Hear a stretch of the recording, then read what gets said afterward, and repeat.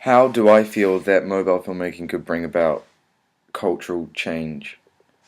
And I think what I've brought it down to is that movies have always, you know, texts, and fiction, in literature and in movies are basically just ways in which mankind tries to understand itself, right?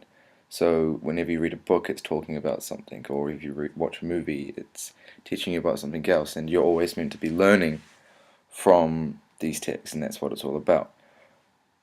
And so that's why texts like that exist. And today we're in a world where texts are different to what they were before. It's not just movies and books, but it's memes and GIFs and videos on YouTube and websites and Facebook pages, and there is just so much content being made all the time that everyone can receive whenever, wherever, all the time, and mankind is starting to understand itself on such a constant level, like we're all, that mankind in general, and forgive me for generalizing, but we're a narcissistic generation. We all love to focus and pay attention to ourselves, and that in the future mankind will look back on this time and realize that this was the time that we all started to pay attention to ourselves far more than we ever did before. And that's not a bad thing, it's just evolution, it's the way we're all going to grow. And mobile filmmaking is just the next rung on the ladder in terms of mankind being able to understand itself. Like, you look at the way that people used to interact on the internet 10 years ago.